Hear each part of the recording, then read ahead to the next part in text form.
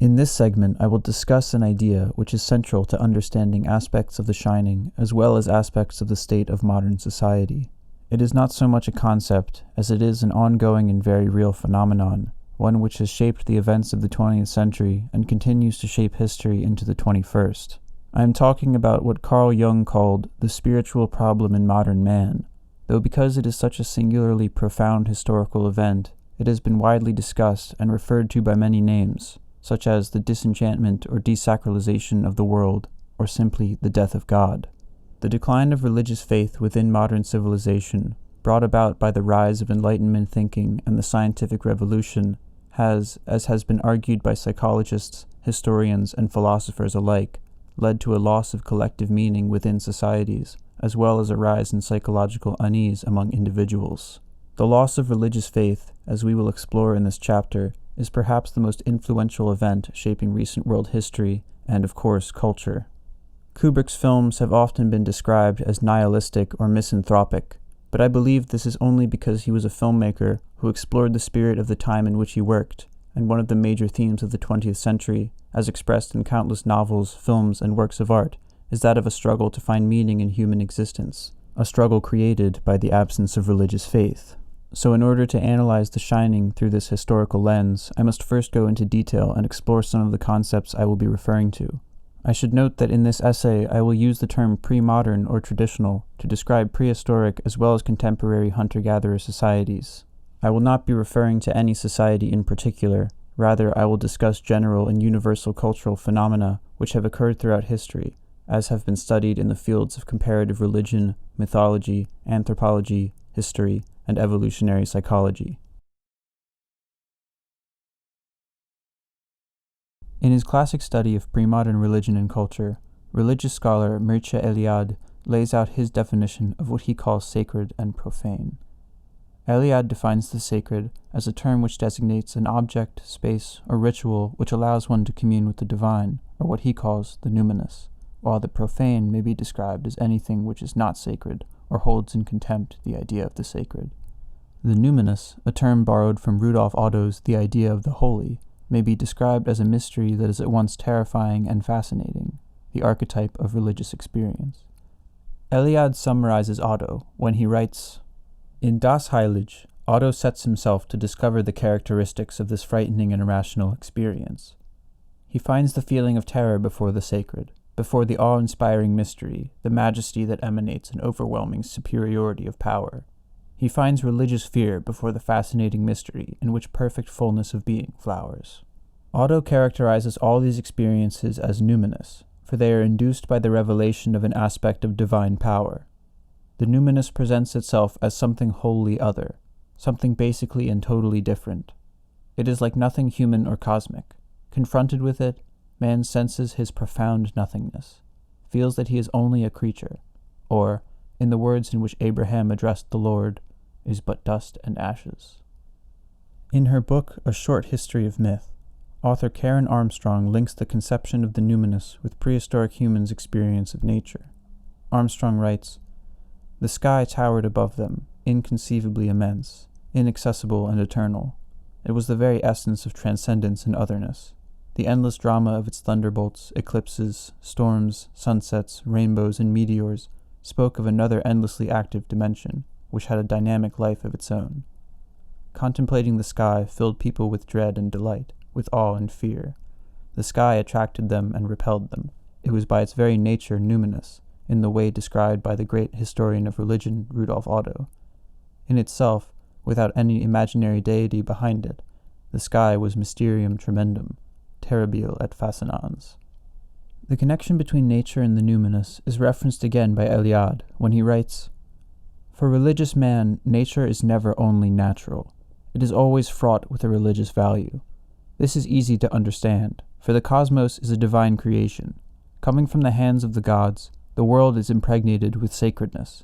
It is not simply a sacrality communicated by the gods, as is the case, for example, with a place or an object consecrated by the divine presence. The gods did more. They manifested the different modalities of the sacred in the very structure of the world and of cosmic phenomena. The world stands displayed in such a manner that, in contemplating it, religious man discovers the many modalities of the sacred and hence of being. Above all, the world exists. It is there, and it has a structure. It is not a chaos, but a cosmos. Hence it presents itself as creation, as work of the gods. This divine work always preserves its quality of transparency. That is, it spontaneously reveals the many aspects of the sacred. The sky directly, naturally reveals the infinite distance, the transcendence of the deity.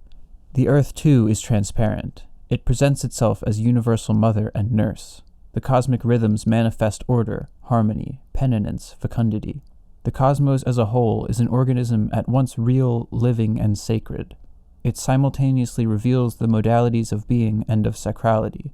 Ontophony and hierophany meet. In this way, to the humans of prehistory, the nature of the earth and cosmos above represented a terrifying, awe-inspiring mystery, which, it is theorized, was the catalyst for all mythical and religious thinking throughout history. The inexplicable events of the weather, the changes of the seasons, the constant revolutions of night and day, suggested an animate force which governed the movements of reality. The field of comparative religion seems to support this idea, as the universality of sky gods across cultures, in addition to the universal myths which explain the movements of the sun, the waxing and waning of the moon, the placement of the stars, and the behavior of the weather, suggests that the religious tendency of the human psyche originates from an innate fear of and attraction to the mysteries of nature. These primordial myths, upon which future religions were built, were animistic explanations of these mysteries. I will return to this idea later, so here I will simply reiterate that the foundations of religious experience come from humans' experience of nature. To the human mind, nature is inherently sacred. From the standpoint of modern society, it is easy to judge this worldview as backwards or primitive, given how entrenched we are in the logic of science. But it is worth noting that science has not yet afforded us absolute knowledge of the universe. Humans have made many great scientific discoveries throughout history, but there are still mysteries which elude scientific explanation. For example, there are many mysteries surrounding self-reflective consciousness, such as how and when it originated in humans, or what happens to it upon death, or why it works in the strange ways that it does. The same goes for fields such as artificial intelligence and quantum physics, where new discoveries are constantly made. Even the Big Bang, the theory upon which our entire reality rests, is only a theory. Many people have a strong faith in science, and depend upon it for a great degree of their intellectual confidence, but I should point out that, if the history of science tells us anything, it is that advances in scientific understanding often come by way of proving previous theories incorrect. I should also note that human beings do not have a sense which detects truth in the world. We have logic and reason, so we may deduce truths from information we already have. But as to whether or not we can know anything for certain is a long-debated philosophical inquiry. Take, for example, the 1999 film The Matrix. The success of that film, I believe, was due in large part to the underlying epistemological uncertainty that pervades all human existence. We come into this world knowing nothing, and come to assume and take for granted that certain things are undoubtedly true. However, as the concept of the Matrix suggests, we have no way of proving anything to be true, for the foundation of reality itself could be an illusion. In other words, there are certain things which may never be known to the human mind, for they would require that the mind observe itself from outside, which is logically impossible. There may be such a thing as objective reality, but to human beings there is only the mental construction of reality from information gathered by the senses. Likewise, there may be an objective truth of the universe, but to human beings there is only the subjective experience of belief, and whether one comes to their belief by way of science or by myth makes no difference to one's individual subjective experience of reality. To the individual, the truth need not play a part in belief at all, for to one who believes in the truthfulness of myths, the mythical is just as real as beliefs founded in science are to those who believe in the truthfulness of science. And just as the structure of our reality is dependent on the laws of science, just as our reality is made real by scientific rationality, so too is the reality of the pre-modern human made real by the presence of the divine. Eliade believes that religious belief is so integral to the pre-modern human's construction of reality that he refers to them as homo religiosus, or religious man. Whatever the historical context in which he is placed, homo religiosus always believes that there is an absolute reality, the sacred, which transcends this world but manifests itself in this world, thereby sanctifying it and making it real. He further believes that life has a sacred origin, and that human existence realizes all of its potentialities in proportion as it is religious, that is, participates in reality. The gods created man and the world, the culture heroes completed the creation, and the history of all these divine and semi-divine works is preserved in the myths. By reactualizing sacred history, by imitating the divine behavior, man puts and keeps himself close to the gods, that is, in the real and the significant. To pre-modern human, or homo religiosus as Eliade terms them, the divine was something like another dimension of which the human plane or human world was mere extension. It was both a separate realm from the human world and yet manifested within the human world in the form of a hierophany, a term Eliade describes as the moment when the numinous breaks forth into profane reality, when the sacred shows itself. A space where a hierophany occurred was designated as a sacred space, for it was the place within which humans could become closer to the divine, something almost akin to a portal connecting the human realm to the sacred. To pre-modern human, the sacred denotes a connection to what is truly real, to what solidifies the reality of the human world. Eliade writes, "For religious man, space is not homogeneous. He experiences interruptions, breaks in it. Some parts of space are qualitatively different from others. There is then a sacred space, and hence a strong, significant space. The religious experience of the non-homogeneity of space is a primordial experience homologizable to a founding of the world, for it is the break effected in space that allows the world to be constituted, because it reveals the fixed point, the central axis for all future orientation. When the sacred manifests itself in any hierophany, there is not only a break in the homogeneity of space, there is also revelation of an absolute reality, opposed to the non-reality of the vast surrounding expanse. The manifestation of the sacred ontologically founds the world. In the homogeneous and infinite expanse, in which no point of reference is possible and hence no orientation can be established, the hierophany reveals an absolute fixed point, a center." Eliade elaborates on this concept, stating, "Religious man's desire to live in the sacred is in fact equivalent to his desire to take up his abode in objective reality, not to let himself be paralyzed by the never-ceasing relativity of purely subjective experiences, to live in a real and effective world and not in an illusion. The sacred reveals absolute reality, and at the same time makes orientation possible. Hence it founds the world in the sense that it fixes the limits and establishes the order of the world." To the pre-modern worldview, the divine or numinous is the absolute reality. It is not only as real, but more real than the physical world which human beings inhabit. Sacred spaces and rituals which brought about sacred time were therefore of utmost importance to human existence, as they were the means by which humans could become close to the divine, for the maintenance of the connection to the divine was what made human reality real. As Eliade writes, the sacred space is qualitatively different from the space which surrounded it.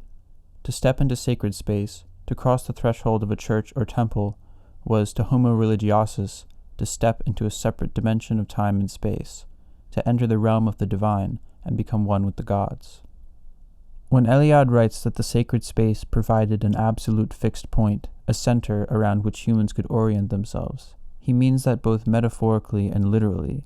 For not only did the sacred allow humans a reference point to orient themselves psychologically, spiritually, and temporally, the sacred space or object, such as a totem pole or temple, was often the place around which a village living area was built. The sacred was so integral to pre-modern culture that it was both physically and symbolically the center around which human life revolved. Without the sacred, there would be no reference point, no sense of objective reality, and human existence would be in jeopardy of being, as Eliade wrote, paralyzed by the never-ceasing relativity of purely subjective experiences. The relativity of existence without reference to an absolute center is something I will discuss when I compare the sacred worldview of pre-modern humans to the profane worldview of modern humans. However, before I do, I want to make clear a fact about human evolutionary psychology. Evolutionary psychology is a field of psychology which studies the mind through the lens of evolution. Unlike most other approaches to psychology, evolutionary psychology does away with the blank slate assumption of the human mind, instead proposing that, like the minds of all other creatures, the human mind is a product of its evolution. A key concept in evolutionary psychology is the environment of evolutionary adaptedness, or EEA for short. which is defined as the set of recurring selection pressures and environmental factors which formed a given evolutionary adaptation. For anatomically modern humans, a species which has existed for 300,000 years and whose ancestry as a pre-human hominid stretches back millions, the EEA was the context of hunter-gatherer tribes and the social and environmental pressures they entail. It is believed that somewhere between 90 and 95% of human history took place in the context of a hunter-gatherer lifestyle. In other words, the psychological makeup of every human being alive today is a result of hundreds of thousands of years of evolution which took place in a hunter-gatherer setting. It is believed that anatomically modern human psychological traits, such as altruism, status striving, and us versus them mentality, to name a few, emerged from this archetypal hunter-gatherer existence. It is also believed that the psychological mechanisms for culture, such as art, storytelling, and religion, also emerged from early human social environment. However, the evolution of the human predilection for culture is a somewhat puzzling question. It is not exactly clear why humans would invest so much time and energy into creating art, telling stories, and performing rituals. From an evolutionary perspective, it seems counterintuitive to do so, as the energy spent does not directly contribute to survival. The logic of evolution makes one wonder why culture-making humans have become the dominant species on the planet, while non-culture-making humans seem to have died off long ago. And yet art, storytelling, and religion are all universal human activities, so it is believed that the predilection for culture is an innate, evolved psychological adaptation. The question is, why? The answer remains a mystery. However, the simplest and most intuitive theory has much in common with Eliad's concept of the sacred as a fixed point or center around which humans orient themselves. This theory posits that religion, which for early humans encompassed myth, art, and ritual, serves the evolutionary purpose of providing a structure of a shared morality and existential meaning to a given society. Societies which happen to practice religious ritual and operate according to religious law tended to fare better in the long term than those who didn't. The same is true of shared art and myth. In each case, a society is strengthened by a shared sense of purpose and place, a shared sense of right and wrong. From an evolutionary standpoint, these benefits of culture far outweigh their costs. As evolutionary psychology and biology tell us, modern humans are only modern in that they live within modern society. We have seen many cultural and technological changes throughout history and live in a completely different environment than our ancestors. But in terms of our physiology and psychology, we are not much different from our ancestors who lived hundreds of thousands of years ago. The contemporary human is the product of an evolution which took place in the context of hunter-gatherer societies, and as such we are genetically equipped to deal with the obstacles such an environment provides us. The kind of modern industrial society we find ourselves in today is a relatively recent innovation in human history, one which human biology and psychology have yet to adapt to. We still have within us the psychological adaptations to our ancestral environment, including a tendency toward religious thinking, and for this reason many have trouble living in the modern world.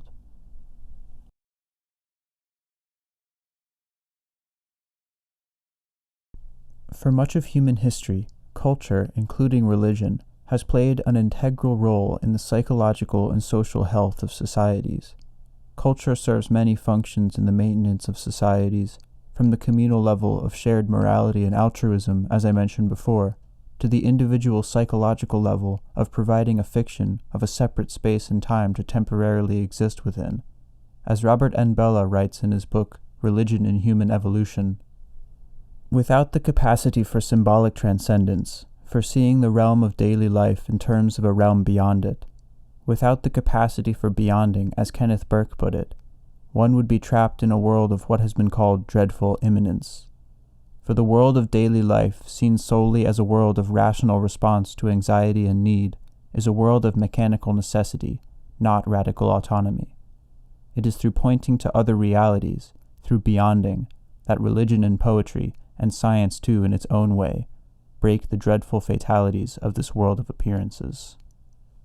In modern society, these psychological and sociological functions are still fulfilled by various cultural activities such as music and film, and though in our context these activities are removed from their religious and spiritual origins, they nonetheless function in the same way. However, there is one aspect of human life, a function both psychological and sociological which religion once fulfilled, which, since the decline of religious faith in modern society, remains empty. This is the function of existential meaning, and it is the crux of the modern spiritual crisis. The scientific term for the human species is Homo sapiens, which means wise man or thinking man, though a more accurate term may be something more like symbol-making man, as thinking is only one of the many aspects of human life which involves the use of symbols. Thinking, speaking, writing, gesture and sign language, art and storytelling, religious ritual, all involve the manipulation and interpretation of symbols. Taken to an extreme conclusion, human reality itself, in other words, all of human civilization and culture and the ways in which humans relate to the world, is a vastly complex construction of abstract symbols. This is something I will elaborate on in another chapter, but to put it simply, civilization is essentially a progression of an ever-increasing store of knowledge, passed from one generation to the next in the form of symbols. Compared to other animals, human beings have an incredibly long period of infancy, and are, in a metaphorical sense, born half-baked, as in their brains are at birth only as large as the human female anatomy can withstand during childbirth, and the infant's brain continues to grow and develop after birth until around the age of 25. Compared to other animals, humans are relatively helpless for the first years of life due to the huge amount of brain and body development yet to happen. Their immediate lack of instinct is made up for by their immense learning capacity. Human infants are born with a psychological blueprint for language, what linguist Noam Chomsky calls a universal grammar. Instead of having a set of instincts which govern their behavior, humans have the ability to speak and think, and the lessons a young human needs to learn in order to survive are passed down through language. To return to the idea of culture as a network or construct of symbols, it should be clear by now that the most important role which religion and on a more basic level language play in human life is that they allow for the creation of a worldview which is fundamental to making any sense of reality. Though worldviews differ across geographical distances, historical periods, and cultures, it is perhaps the most essential element of human psychology which all humans share. A human being cannot survive in the world without a worldview which allows a distinction between subject and object, between physical reality and the imaginary or ephemeral. This is a necessity born out of the role that consciousness plays in human life. In short, human beings are endowed with the great symbol-making and symbol-interpreting power. One could say that the thing which distinguishes humans from other creatures is that we are first and foremost a meaning-creating, meaning-interpreting species. We live and breathe abstract symbols. Just think of how many TV shows and movies you watch, or books or articles you read, or stories you tell, or conversations you have on a regular basis, or however many thoughts you have in a given day. The use of symbols and the need for meaning are so integral to the functioning of the human mind that it is difficult to imagine what the world would be like without them. In this way, our meaning-making capacity is both a blessing and a curse. A blessing because it has afforded us all of the great advancements in science and technology we see today, but it is also a curse, as we have come to depend on it for our survival above all else. It has essentially made the human animal a cyborg, in the sense that we are made human by our super-biological tools, namely the use of symbols but also of technology, which is also a product of our use of symbols. Language and symbolism are so deeply connected to what it means to be human, so connected to our being, that we cannot function without them. As I have elaborated, humans are fundamentally symbolic creatures, who come into the world with the ability to learn, which includes the ability to learn language intuitively. We are born literally and metaphorically naked, as we know nothing at birth. We must learn from our own experience, but also, importantly, through the teachings of elders. Everything that we come to know by the end of our lives, everything that we eventually pass on to the next generations, we learn during our own individual lifetimes, and everything learned is stored in memory, in the symbolic language of thought, as part of our own personal narrative of history. Every piece of information learned is woven into our ever-changing worldview. It is through humans' unceasing efforts to find meaning in the world that all myths, religions, rituals, language, art, and science come to be. It could even be said that all human striving is in one way or another oriented towards finding meaning, that the human condition really comes down to finding meaning in an otherwise mysterious, chaotic, and frightening existence. After all, what is more important than a meaningful life? What does one live for without a sense of purpose? How does one ascertain the value of anything if one cannot realize the purpose of their own existence? For thousands of years, religious belief has provided this symbolic structure of meaning to humanity. Religion and spirituality, for much of human history, has served as the foundation upon which human reality has been built, or, in the words of Eliade, one could say that religious belief constituted the fixed center around which humans oriented their perspective or worldview. However, things changed in the 1600s with the rise of the Enlightenment and the scientific revolution. Scientific discoveries and advancements led many people to begin to question their religious beliefs, as it seemed that religion and science were increasingly incompatible. It was during this time that the disenchantment of the world began, when the primary way of looking at the world from a religious, sacred worldview gave way to a different view, a scientific, objective, and fundamentally desacralized worldview. In his book The Gay Science, philosopher Friedrich Nietzsche wrote a short story titled The Parable of the Madman, which addressed the loss of faith the modern world was grappling with at the time. Nietzsche writes, "The madman jumped into their midst and pierced them with his eyes. 'Whither is God?' he cried. 'I will tell you. We have killed him, you and I. Whither are we moving? Away from all suns? Are we not plunging continually? Backward, sideward, forward, in all directions? Is there still any up or down? Are we not straying as though through an infinite nothing? Do we not feel the breath of empty space? Has it not become colder? Is not night continually closing in on us?'" Nietzsche, speaking through the character of the madman, asks the world what will become of humanity without religion. When he asks, "Are we not straying as through an infinite nothing?" he is speaking of the chaos and disorientation that returns after the death of God, in the absence of the fixed center Eliade referred to. Without the overarching absolute reality of the divine, there is no reference point. Humans have become lost in the relativity of profane existence, of meaninglessness. Karen Armstrong summarizes well the profound shift away from religious belief when she writes, "The discoveries of modern medicine, hygiene, labor-saving technologies, and improved methods of transport revolutionized the lives of Western people for the better, but Logos had never been able to provide human beings with the sense of significance that they seemed to require. It had been myth that had given structure and meaning to life, but as modernization progressed and Logos achieved such spectacular results, mythology was increasingly discredited. As early as the 16th century, we see more evidence of a numbing despair, a creeping mental paralysis, and a sense of impotence and rage as the old mythical way of thought crumbled and nothing new appeared to take its place. We are seeing a similar enemy today in developing countries that are still in the earlier stages of modernization. As a psychologist and writer working in the early 20th century, Carl Jung noticed a common pattern among his patients. Many of them presented with illnesses that were not purely psychological or pathological, but rather were spiritual or existential in nature and manifested as symptoms of anxiety and depression, often in the form of recurring motifs in dreams. The problems his patients suffered from seemed to stem from a fundamental lack of meaning and purpose in their lives. In an essay titled The Spiritual Problem in Modern Man, Jung writes, "How totally different did the world appear to medieval man. For him the earth was eternally fixed and at rest in the center of the universe, encircled by the course of a sun that solicitously bestowed its warmth. Men were all children of God under the loving care of the Most High, who prepared them for eternal blessedness, and all knew exactly what they should do and how they should conduct themselves in order to rise from a corruptible world to an incorruptible and joyous existence. Such a life no longer seems real to us, even in our dreams.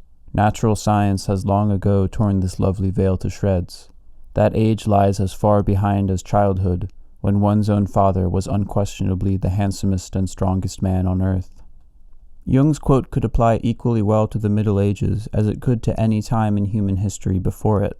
For in the archetypal religious worldview, the individual human being is constantly reassured of the meaning of their existence. A religious human being is always surrounded by the presence of the divine, which promises the continued existence of the soul after bodily death and negates any possibility of a meaningless void. Jung associates the psychological role of religion to humans with that of the archetypal relation of parent to child, a time of innocence, protection, and love which is irrevocably lost. The death of God is akin to childhood's end. It should be said that the spiritual crisis of the modern human is caused not solely by the loss of faith in religious belief, but also by the fact that humans seem to possess an inherent psychological need for the structure of meaning religion provides. As I said before, the importance of meaning to the human psyche cannot be overstated, and religion and culture are most likely evolutionary adaptations which allow humans to maintain psychological health and survive.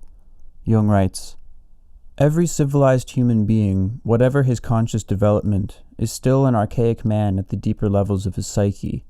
Just as the human body connects us with the mammals and displays numerous relics of earlier evolutionary stages going back even to the reptilian age, so the human psyche is likewise a product of evolution which, when followed up to its origins, shows countless archaic traits.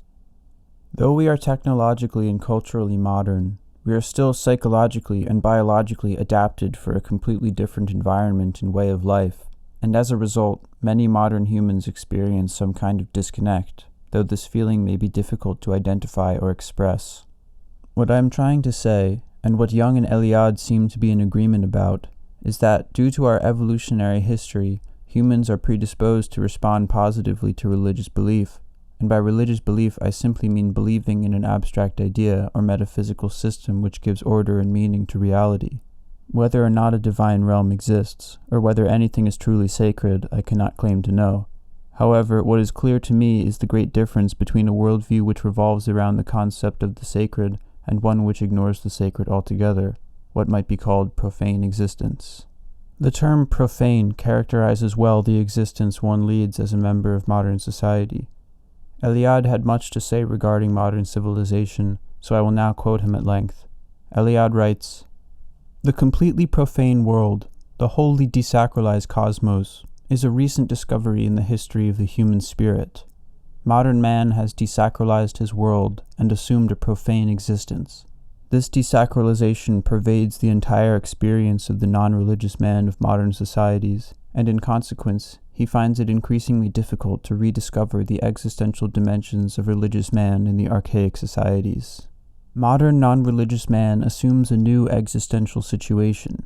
He regards himself solely as the subject and agent of history, and he refuses all appeal to transcendence. In other words, he accepts no model for humanity outside the human condition as it can be seen in the various historical situations. Man makes himself, and he only makes himself completely in proportion as he desacralizes himself and the world. The sacred is the prime obstacle to his freedom.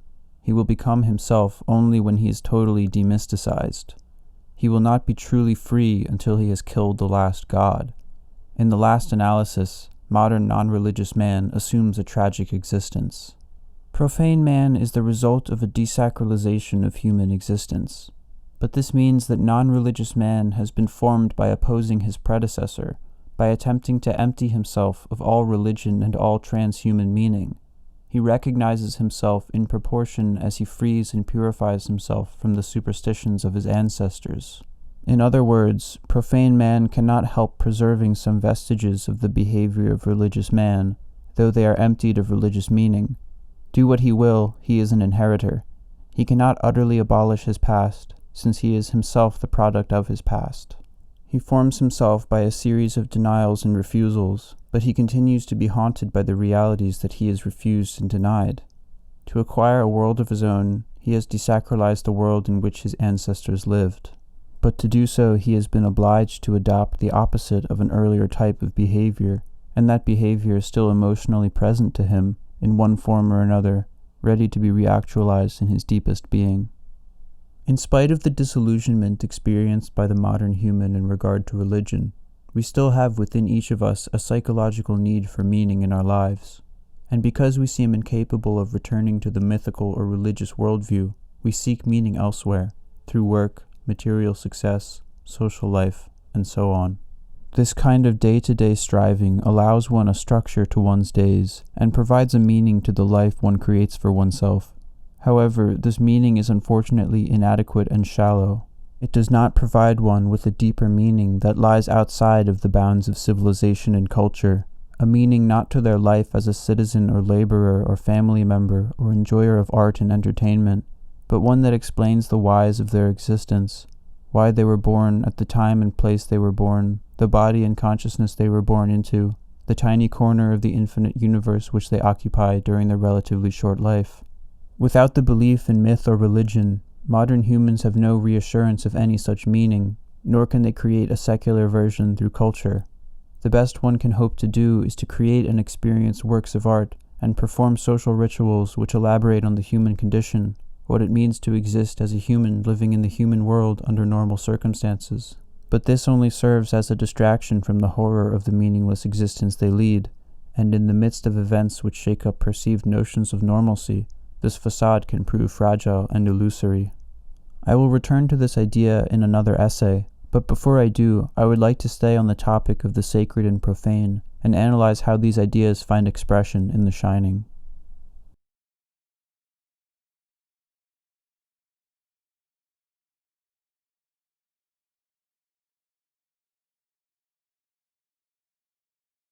As I have mentioned previously, nature and natural objects are inherently symbolic of the sacred, for it was the experience of nature, particularly the vastness of the sky, which most likely served as the catalyst for religious thinking in the minds of prehistoric humans. In The Shining, there are many examples of nature motifs, which, given their inherent sacred symbolic value, add an occult aspect to the supernatural story. In terms of its plot and theme, The Shining places more importance on nature than any other film in Kubrick's canon. The opening title sequence, which lasts almost 3 minutes, is comprised of shots of the Torrance family car driving along a narrow road through mountains and forests. The car is shot from above and far away, making the already compact vehicle appear even smaller in comparison to the vast wilderness which surrounds it. These images reflect the numinous immensity of nature, the mysterium tremendum of the infinite universe before which human beings feel small and insignificant. It is perhaps no coincidence that the Torrances drive a Volkswagen Beetle, a metaphor of the smallness of humanity before nature, before the numinous, as if we are to God what insects are to us. This metaphor is strengthened later on, when Halloran passes a red beetle crushed beneath an 18-wheeler truck. The hotel and the road leading to it are surrounded by woods, which hold great symbolic power. In his book Ariadne's Clue, Anthony Stevens writes, "Because it is dark, mysterious, and often impenetrable, the forest is a place readily filled with unconscious projections. For many different peoples, it has been a frightening though sacred realm inhabited by gods, spirits, monsters, demons, wild men, witches, fairies, wood nymphs, giants, pygmies, and gnomes. Like the desert, it is removed from profane reality, a place beyond civilization and unsusceptible to control, a law unto itself. That the forest is inhabited by magical or supernatural forces is hinted at in the opening credits, in which we hear haunting vocals as Jack drives along the road.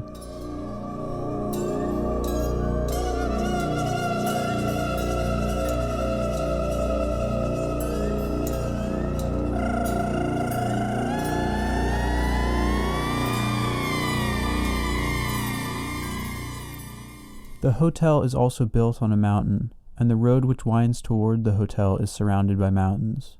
The symbolic power which mountains hold in the human psyche is equally important. Stevens writes, "Height possesses its own hierophantic power. The mountain peak is the nearest one can get to the sky god, and practically every mythology has its sacred mountain.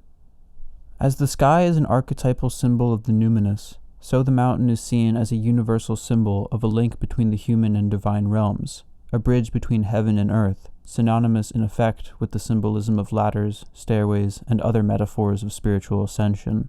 Also noteworthy is the fact that many holy monuments, such as pyramids, ziggurats, and temples, are built in the likeness of mountains, operating on the same metaphor of height and sacredness. As Jack travels closer to the overlook, we begin to see snow beside the road, suggesting that he is traveling higher in altitude, something that Wendy comments on later. Boy, we must really be high up. The air feels so different. Situated not far from a mountain peak, the hotel stands atop a sacred monument, and in the first shot of the overlook, the camera holds on the mountain before focusing on the building below, showing that, despite its great size, the hotel is still small in comparison to the mountain.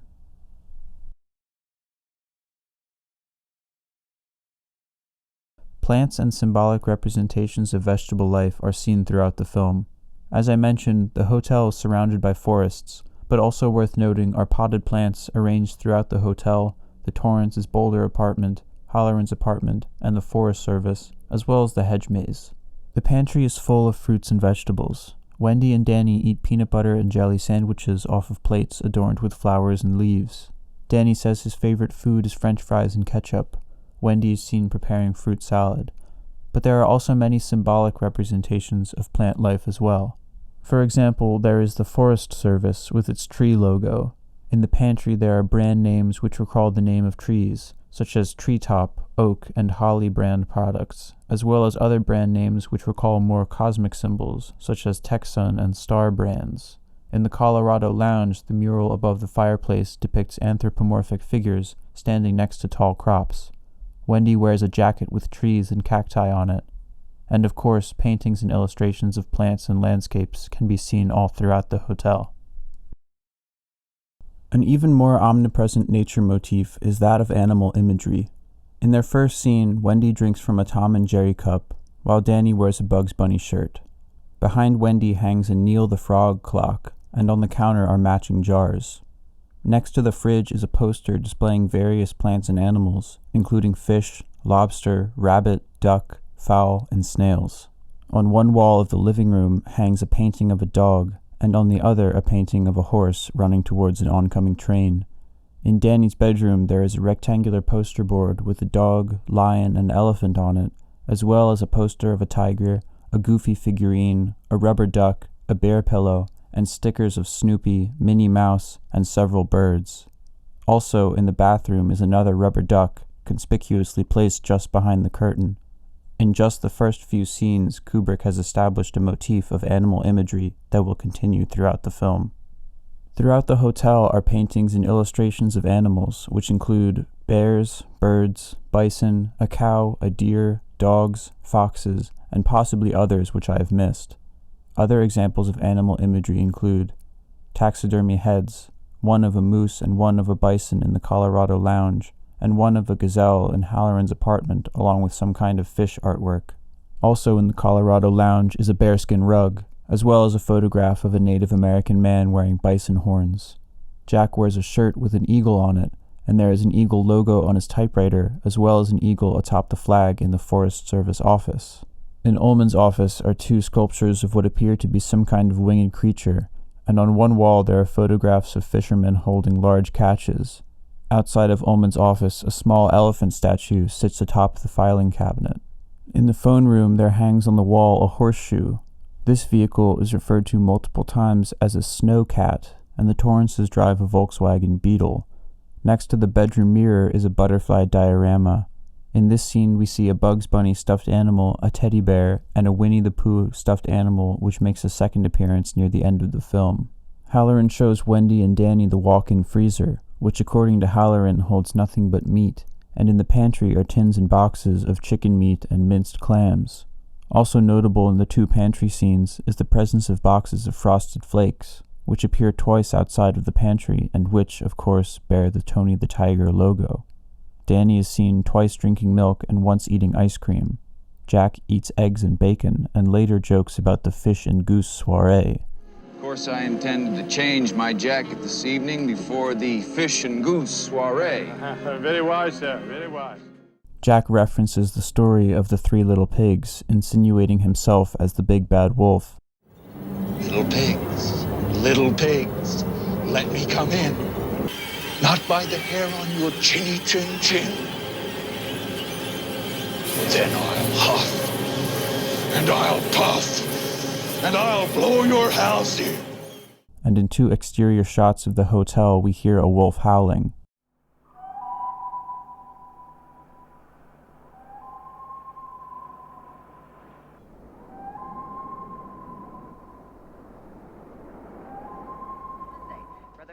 And finally, in one of the last examples of animal imagery, we have the person in the bear costume. As I mentioned before, all of nature is symbolic of the sacred. However, animals, like forests and mountains, hold specific symbolic meaning. For example, in the practice of shamanism, it is not uncommon for a shaman to receive visions or messages delivered by animal spirits when traveling to the astral world during trance states. The underlying logic behind this experience is that animals are more closely connected to nature and therefore the numinous than are human beings. As Joseph Campbell writes in his Atlas of World Mythology, all animals in their species are experienced as powers of this kind, more immediately in accord with the will and nature than are human beings. For as told to Natalie Curtis by the Pawnee chieftain Latakot's Lesa, in the beginning of all things, wisdom and knowledge were with the animals, for Tirawa, the one above, did not speak directly to man. He sent certain animals to tell man that he showed himself through the beasts, and that from them and from the stars and the sun and the moon man should learn. In many cultures, including those of Native Americans, animals play an important role in their mythological history, and particularly in some Native American cultures, it is believed that the mythic animals are human ancestors, which, given what we know about evolution, is more than just myth. In a similar vein, many cultures, which again includes many Native American cultures, believe in animal spirit guides, spirit animals, and/or totem animals, which exist in both the physical and spirit worlds. Spirit guides, spirit animals, and power animals are spiritual entities which guide and protect an individual person on their life journey, manifesting either in waking life or in dreams as a certain animal during crucial moments in one's life. Totem animals are much the same, though they can apply to tribes and nations as well as individuals. Lastly, the universal presence of animal cave paintings, ornaments, and ritual masks all speak to the animal's role in the folk logic of sacrifice and providence, the idea that the hunting of animals and the receiving of the nutrition their flesh provides is inextricably tied to the rites of gratitude enacted to please the god or gods or the Great Spirit. Campbell writes, "The necessity to kill the magnificent beasts and the inevitable Oedipal conflicts engendered by this requirement, with the compensatory mythology, then, of a bonding covenant between the animal and human communities, supplied the moral motivation of this art. The underlying mythic theme, which occasionally becomes explicit, is of a covenant between the animal and human villages, whereby, in recognition of the necessities of the way of the will and nature, the animals are given as individuals willingly to the nourishment of the human tribes, with an understanding that through appropriate rites recognition will be rendered in a sacred way to their trans-temporal species, and the given lives thus returned in spirit to their living ground." According to this view, cave paintings, hunting rituals, and mythology are all part of a sacred covenant between human beings, animals, and the divine, whereby the necessary slaughter of the hunt became transformed into a ritual enactment in the way of the animal powers of the will of nature. This idea also applies to rites regarding seasonal rainfall, fertility, and abundant crop harvests. According to Eliade, to Homo religiosus, every act of creation is a reenactment of the original creation, and is therefore an act of God. This means that every seed planted, crop harvested, or fruit or vegetable gathered necessitates a corresponding ritual in prayer or gratitude towards the divine energy of nature or God which made it possible. This idea is actually present in the film in the form of the mural above the fireplace, which depicts humanoid figures standing next to tall crop stalks. This mural is based on real Navajo designs of a similar nature, which depict their creation myths.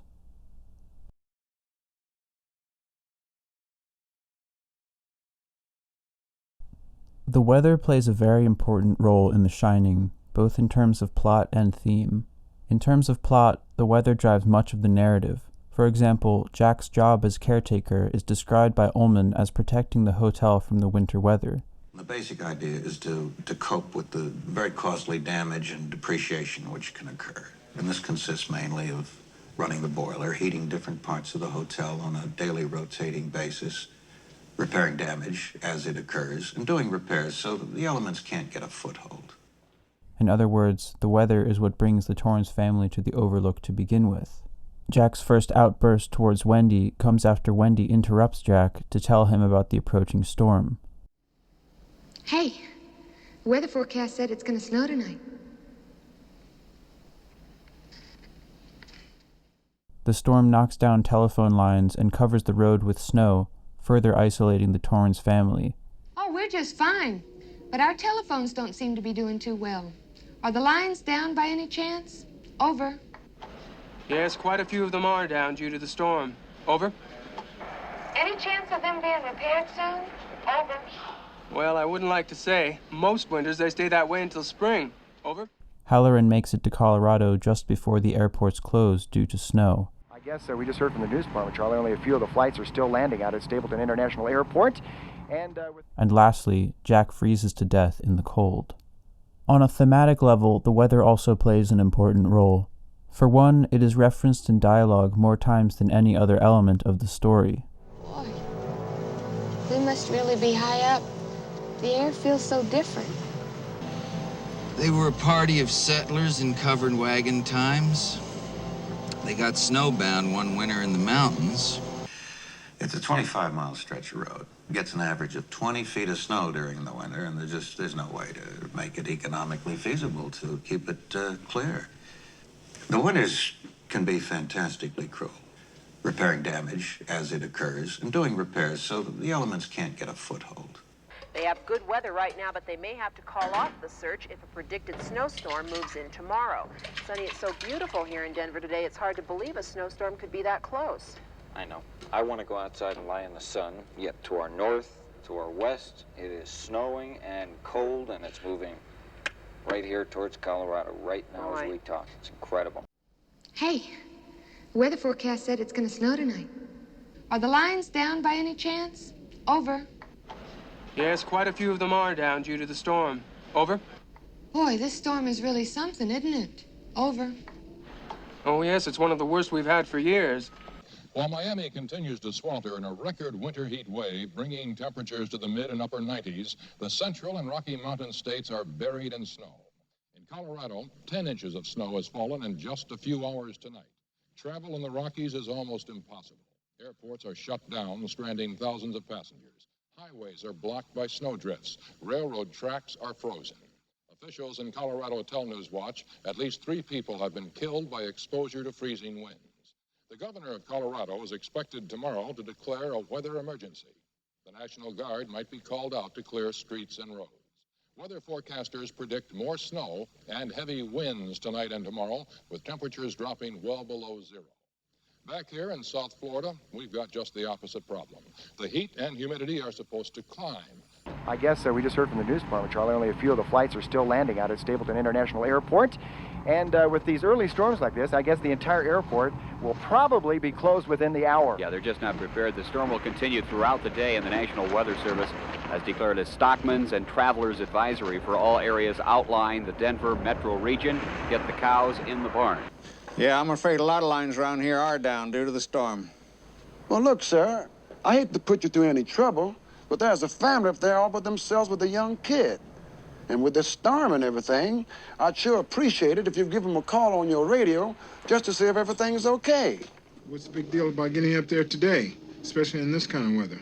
This constant acknowledgement of the weather reinforces the nature symbolism of the film and of a larger theme of humanity versus nature, which I will elaborate on in another essay. In addition to the weather being yet another symbol of nature, it also has other implications. Nature, and more specifically the weather, are portrayed as hostile and indifferent to human suffering. Some examples of this, aside from Jack freezing to death, include a news broadcast which states that 3 people have died due to freezing winds. Officials in Colorado tell Newswatch at least 3 people have been killed by exposure to freezing winds. And another news broadcast which reports that a woman has gone missing on a hunting trip. And the search continues in the mountains near Uray today for that missing Aspen woman. 24-year-old Susan Robertson has been missing 10 days. She disappeared while on a hunting trip with her husband. They have good weather right now, but they may have to call off the search if a predicted snowstorm moves in tomorrow.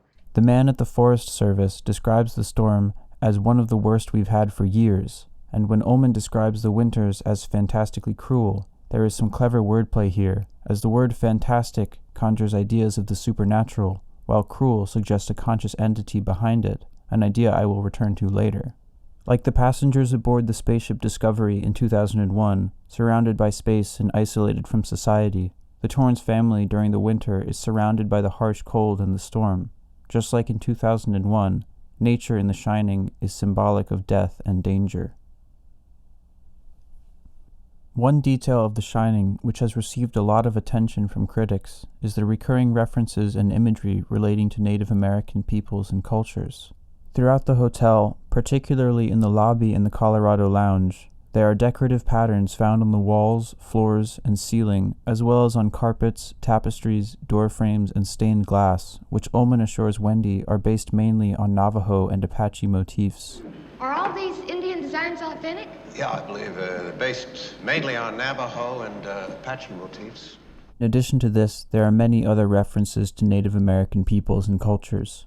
Above the fireplace in the Colorado Lounge is a large mural based on Navajo sand paintings.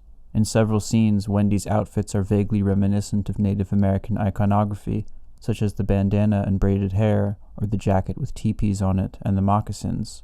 Ullman mentions that the hotel is built on an Indian burial ground. The site is supposed to be located on an Indian burial ground, and I believe they actually had to repel a few Indian attacks as they were building it. In the pantry are tins of Calumet baking powder, which feature a logo of a Native American man wearing a headdress. It's also worth noting that a calumet is a peace pipe.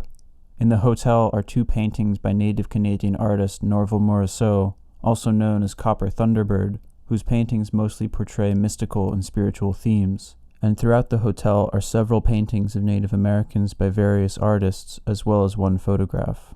These references to Native Americans are symbolic of the sacred for a number of reasons.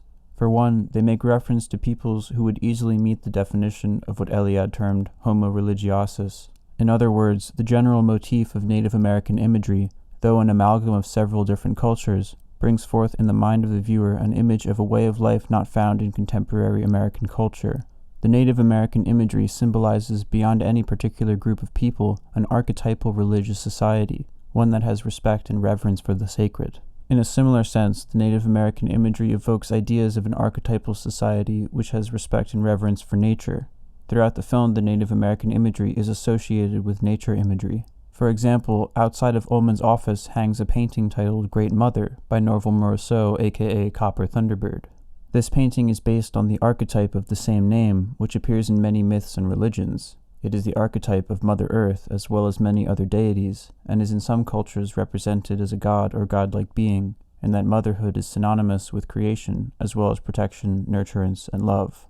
This painting hangs opposite 4 pictures of the mountain on which the overlook stands, marking the beginning of the motif of the association between Native American imagery and nature imagery.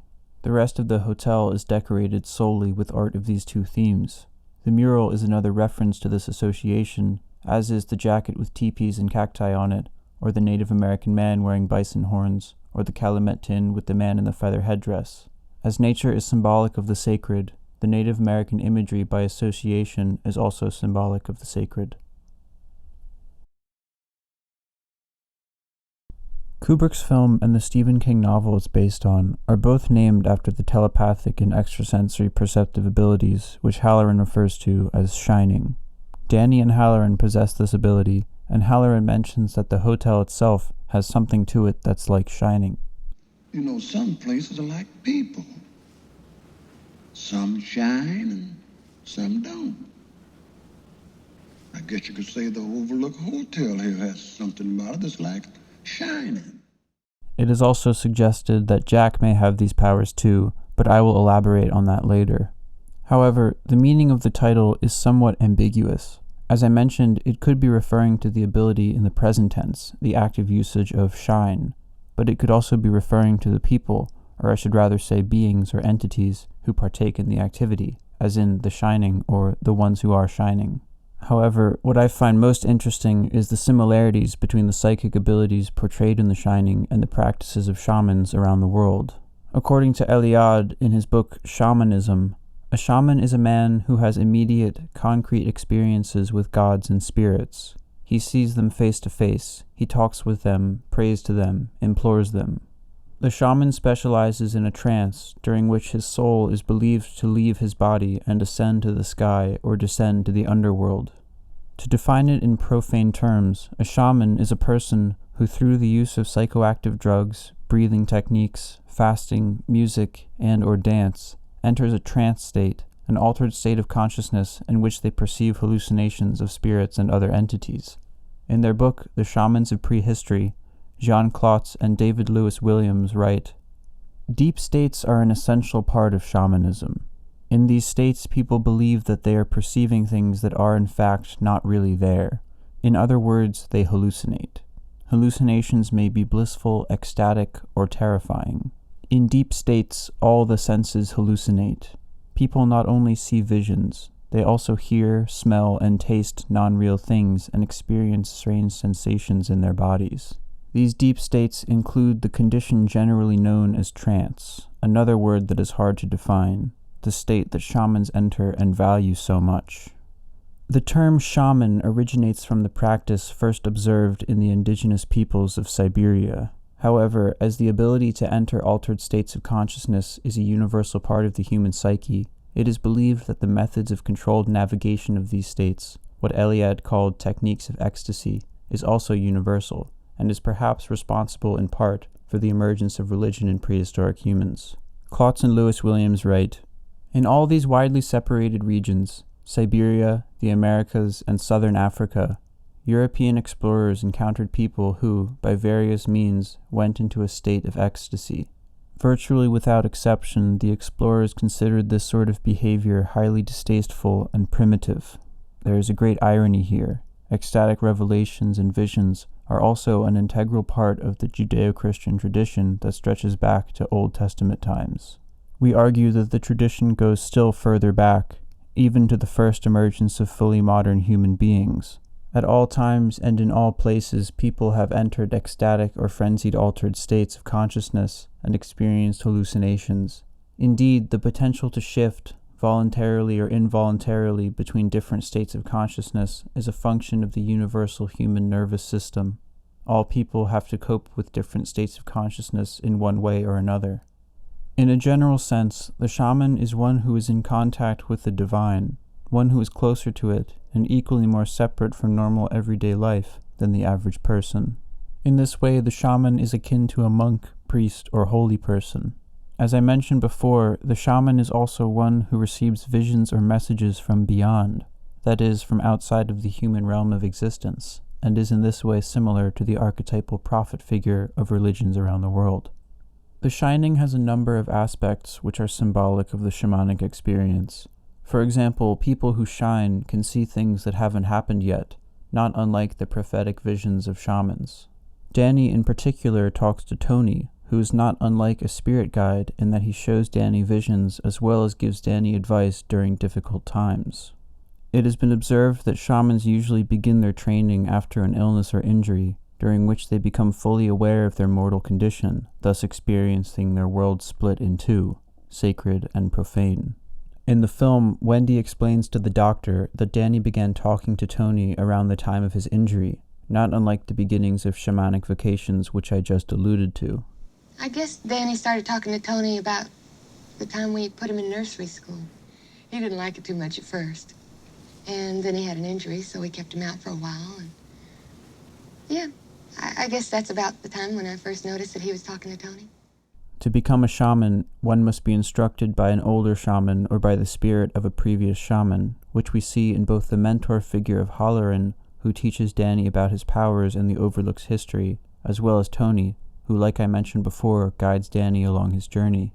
To add to all of this, the doctor who visits Danny after his first episode tells Wendy that Danny has experienced auto-hypnosis, a kind of self-induced trance, which fits the shamanic procedure of entering the trance state to a T. But, what was the matter with him? Mrs. Torrance, most of the time these episodes with kids are never explained.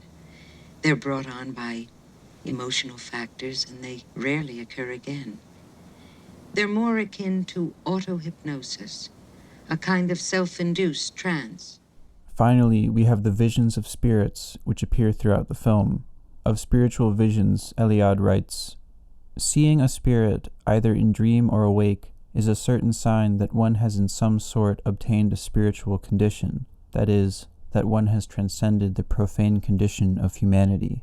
Seeing spirits in dream or awake is the determining sign of the shamanic vocation, whether spontaneous or voluntary. For in a manner, having contact with the souls of the dead signifies being dead oneself. This is why, throughout South America, the shaman must so die that he may meet the souls of the dead and receive their teaching, for the dead know everything. Now it is true that Danny is not the only one who sees the spirits of the dead. Jack and Wendy see spirits too. But I should point out that Jack and Wendy don't see them until they too undergo traumatic experiences of their own, Jack with his nightmare and Wendy with Jack's manipulation and abuse. I should also note that Halloran tells Danny that shine abilities are more common than Danny initially supposed. Just like you probably thought you was the only one. But there are other folks, though mostly they don't know it or don't believe it. The parapsychological abilities in The Shining, much like the latent shamanic capabilities inherent in the human psyche, are accessible to all, though not all access the spiritual part of their nature, which is something I will return to later. And of course, it should be noted that in The Shining there is evidence of a presence of ghosts or spirits that cannot be explained in a purely psychological interpretation, namely the opening of the pantry door by Grady, but also the injury to Danny in room 237. In addition to this, there are several other examples which point to the existence of such apparitions outside of the imagination of the main characters, something Wendy alludes to when she refers to the hotel as a ghost ship. As early as possible. By 5 o'clock tonight, you'll never know anybody was ever here. Just like a ghost ship, huh? Yes. The door to room 237 seems to open by itself, as does the ball seem to have its own autonomous force as it rolls to Danny through an empty hallway. After the credits, we hear the murmurs of the crowd, long after the Torrances have left, suggesting that the spirits are always present, but choose to make themselves visible to humans only at certain times.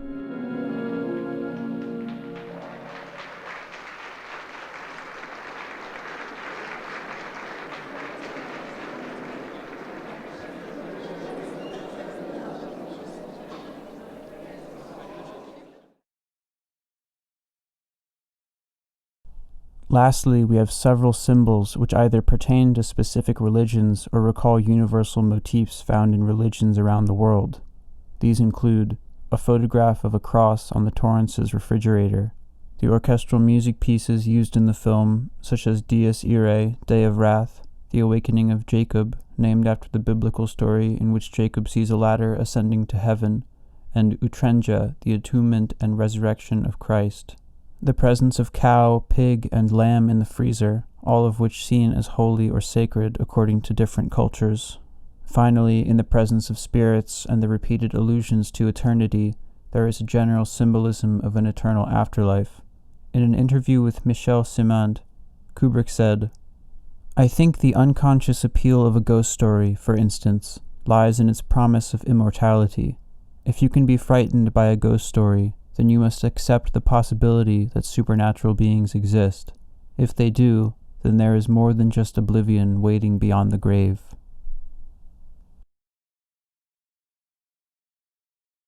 In an interview with film critic Michel Simand, The Shining co-screenwriter Diane Johnson alluded to the magico-religious origins of the Overlook's evil. Stanley bought a lot of books on the history and customs of Native Americans, especially cemeteries on which homes were built. That's the reason why the hotel is cursed. It has profaned a sacred place. As many critics have noted, there are many references to Native Americans in the film, including Ullman's remark about the hotel being built on an Indian burial ground. These details are absent from the novel. They are Kubrick's invention, albeit inspired no doubt by King's other works, and their presence makes them vital to any thematic understanding of the film. And while the obvious metaphor should not be ignored, that being that the hotel is a metaphor of contemporary America, an illusion of prosperity and warmth resting above a near-forgotten history of genocide, I will argue in the next section that the Native American imagery, alongside other symbols of the sacred, are used to create a metaphor of profaning the sacred, with the hotel standing as a symbol of a modern atheistic society, and the many symbols of the sacred alluding to an older archetypal religious society which has been displaced, of which Native American cultures are examples. The strongest metaphor of profaning the sacred lies in the fact that the overlook was built on a Native American burial ground. Ullman notes that the people who built the hotel had to repel attacks by the indigenous people. The site is supposed to be located on an Indian burial ground, and I believe they actually had to repel a few Indian attacks as they were building it. In other words, the space upon which the overlook was built was so important to them that they risked their lives to protect it. In addition to this, the hotel is built on a mountain, the significance of which I have already spoken of. The mountain is an inherently sacred symbol, a place which puts one closer to the divine, yet the hotel itself is portrayed as a symbol of opulence, greed, and material excess. As a matter of fact, this is probably the most gorgeous hotel I've ever seen. Oh, this whole place has had an illustrious past. In its heyday, it was one of the stopping places for the jet set, even before anybody knew what a jet set was. We had 4 presidents who stayed here. Lots of movie stars. Royalty? All the best people. We brought a decorator in from Chicago just last year to refurbish this part of the hotel. Oh, well, he sure did a beautiful job. Pink and gold are my favorite colors. Ah, well, this is our gold ballroom. Oh, I'll say.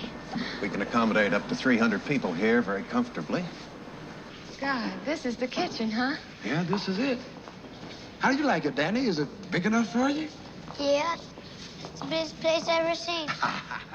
Yeah, this whole place is such an enormous maze. I feel like I'll have to leave a trail of breadcrumbs every time I come in.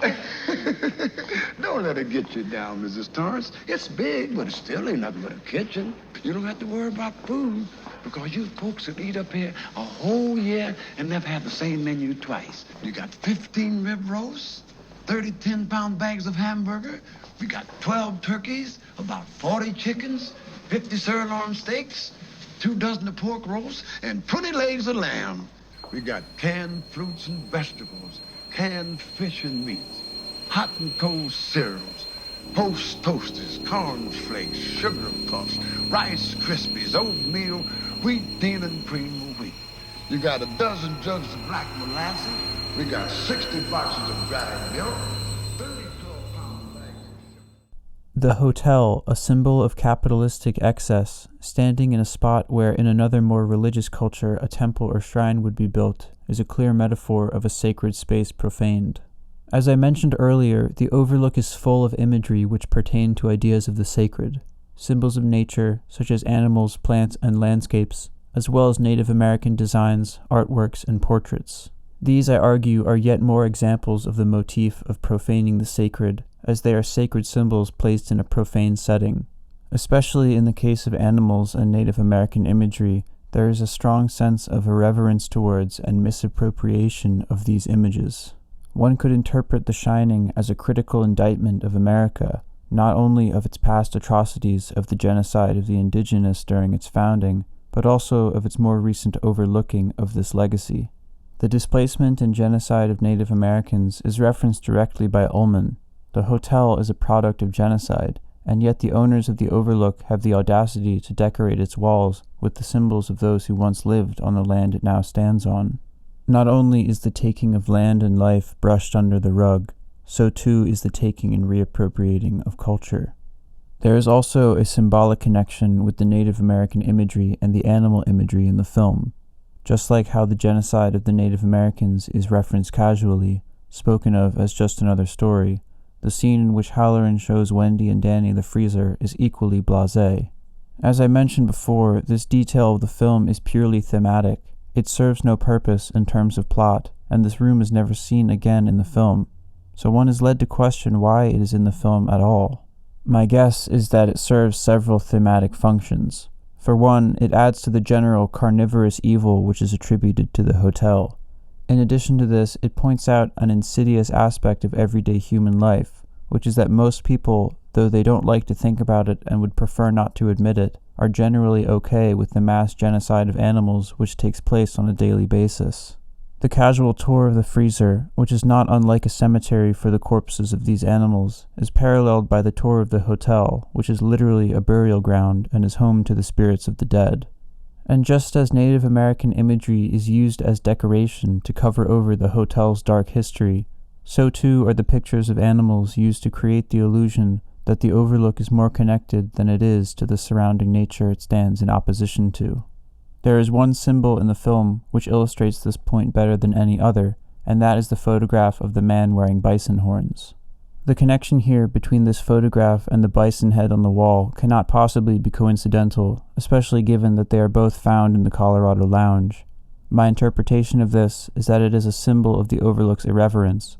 Just as the heads of dead animals are placed on the wall, so too are the photographs, designs, and artworks of Native Americans, yet more trophies of conquest.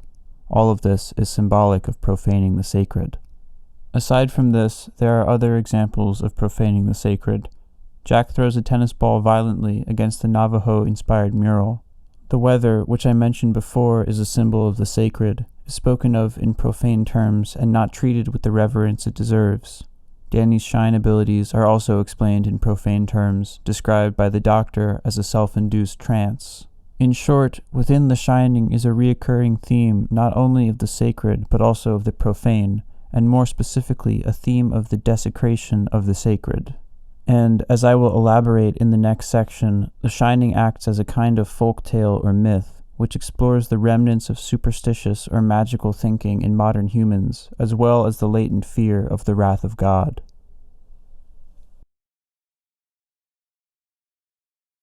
As the field of evolutionary psychology tells us, and as Jung and Eliade observed long before this science was established, all human beings living today are the products of millions of years of evolution, which means that our minds and the ways we think about and make sense of our world are dictated to a great extent by this evolution.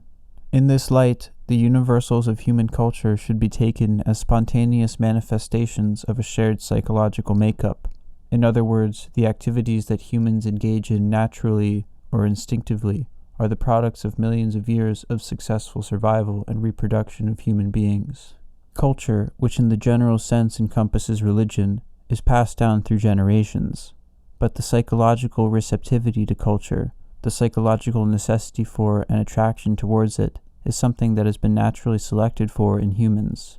Culture is in essence an inevitability among humans. Our brains are literally wired for it. This is why culture is a human universal. It is in our DNA. Religion, as Eliade has noted, is one of these universal human cultural phenomena, and yet, despite the evolved psychological yearning for a belief in the divine, modern humans, or I should say, humans living in modern society, generally reject notions of the sacred in favor of a scientific, secular explanation of the universe.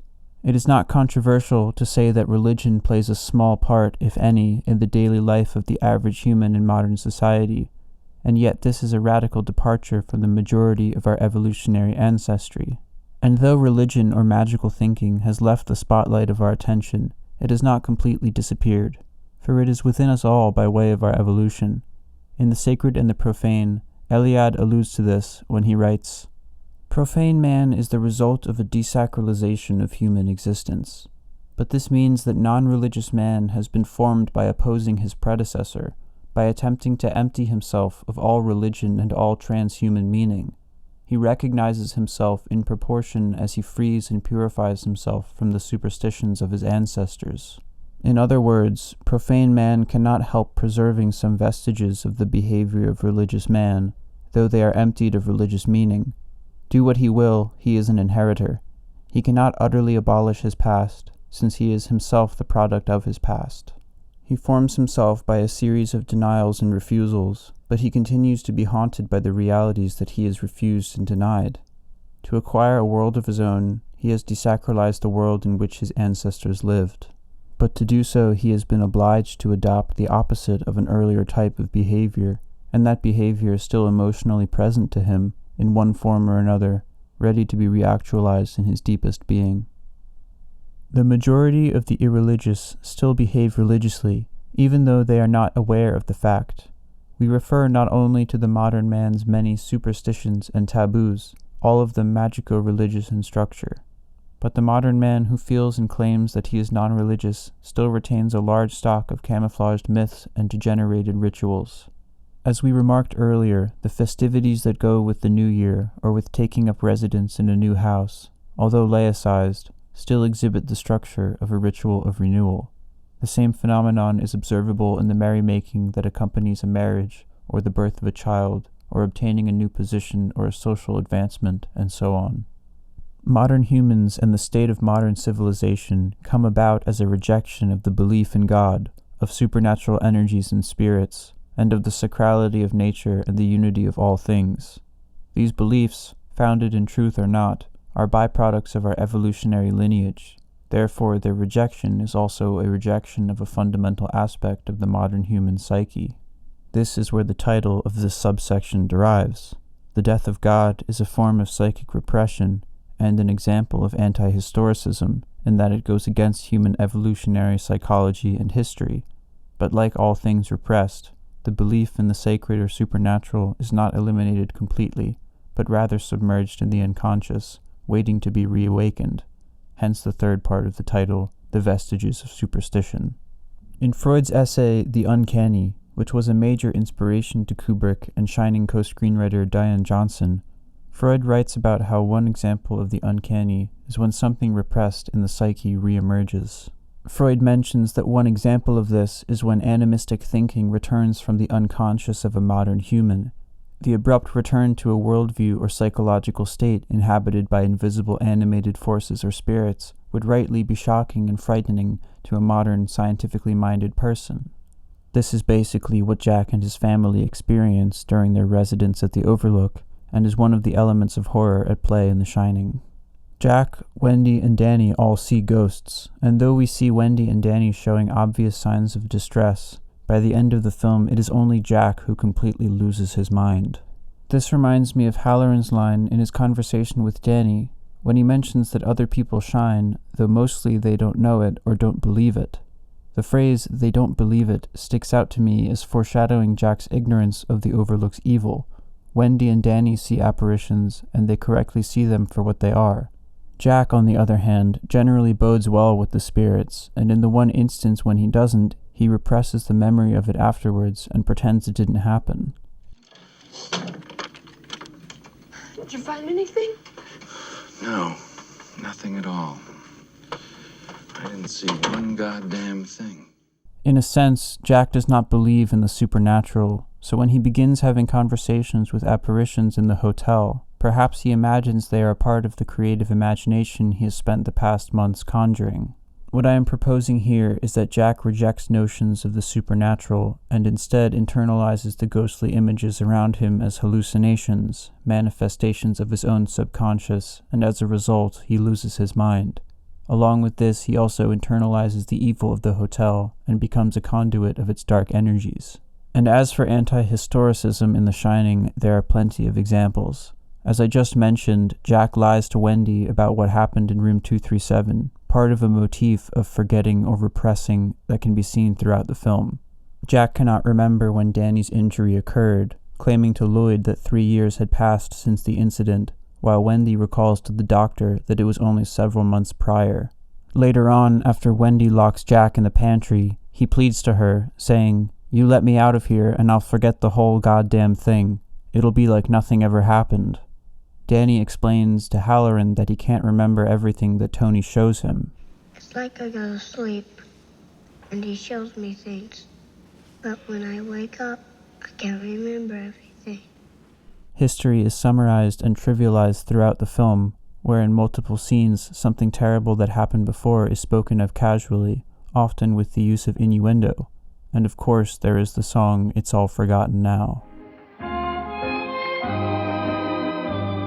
It's all forgotten now, the trouble and the pride, forgotten every word I said, forgotten every tear you shed, we're still in love. To conclude this segment, I will say that within The Shining is a motif of forgetting and repressing, which in the case of Jack means repressing his own shine visions, in other words, repressing the mystical or supernatural powers he possesses. This is symbolic of the repression of religious or supernatural thinking in modern humans. In the case of Jack, these repressed elements return with a vengeance and consume him. Carl Jung theorized that one function of religion throughout history was to externalize, narrativize, and disassociate the workings of the mind from the individual, to free them from the dark forces of the individual and collective unconscious. In his essay, The Spiritual Problem in Modern Man, Jung writes, "We cannot suppose that this aspect of the unconscious or of the hinterland of man's mind is something totally new. Probably it has always been there in every culture.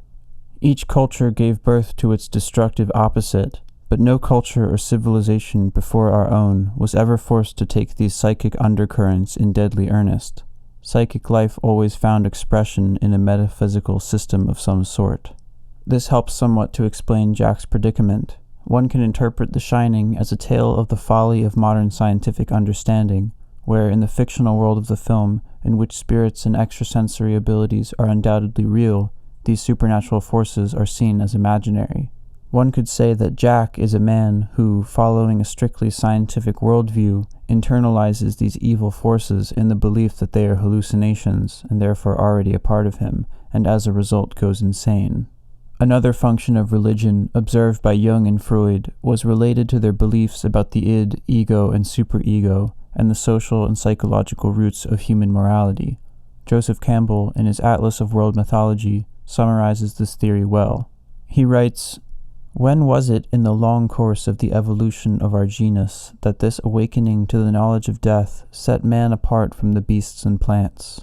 From the moment of life's first appearances, some 3.5 billion years ago, in the briny oceans of our planet, the innocence of Eden had prevailed until, at some point in time, the eyes which along the lines of animal life had evolved as agents of the quest for nourishment were opened to a dimension within, beyond, and behind what in India is termed the sheath of food, the tangible, visible forms of phenomenality.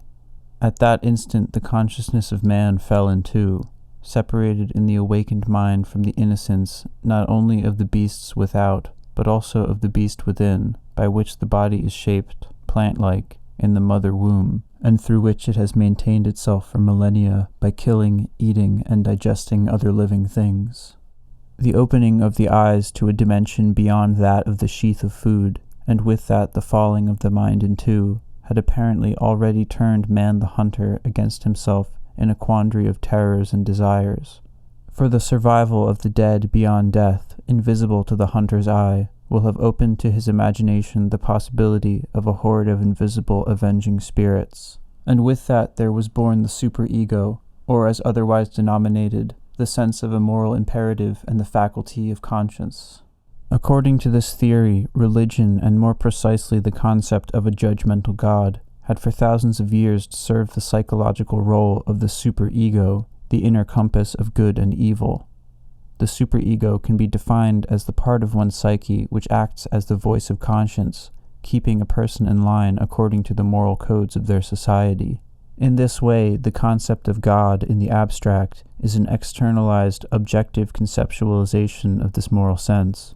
By adopting a belief in God, an individual or society constructs a moral architecture which exists in the social collective outside of any individual consciousness and is therefore in theory unaffected by human emotion. In short, according to this theory, religion and God are part of a symbolic order which helps to maintain an objective moral center, much like Eliad's theory of the sacred. This idea, and what the death of God represents for human morality, is the subject of a long and ongoing philosophical debate. Already I have spoken of Nietzsche's famous parable, but there have been countless others. Perhaps most famous of these is Fyodor Dostoevsky, whose novel The Brothers Karamazov contains the famous line, "If God does not exist, then everything is permitted." According to this principle, the non-existence of God is equivalent to the non-existence of objective morality. This means that all moral claims and judgments are subjective. The most evil acts may go unpunished, for there is no objective moral authority to judge them, only arbitrary social customs. This is something I will not get into at the moment, for I have another essay dedicated to this, but I will point out that this kind of lack of moral objectivity is seen throughout the film. For example, Jack justifies murder and cannibalism when talking of the Donner Party. What was the Donner Party? They were a party of settlers in covered wagon times. They got snowbound one winter in the mountains. They had to resort to cannibalism in order to stay alive. You mean they ate each other up? They had to, in order to survive.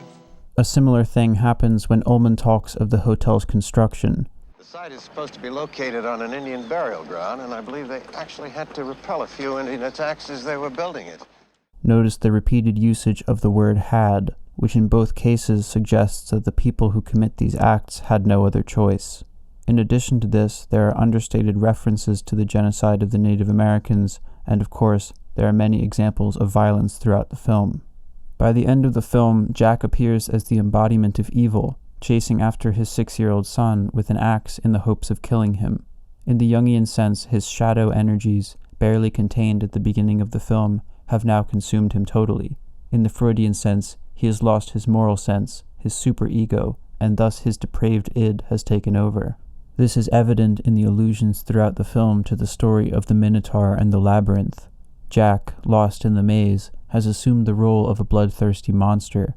One can argue that this evil within Jack could have been successfully repressed had religion played a role in his life, and that Jack's fall into moral depravity is an allegory of the human being living a godless existence.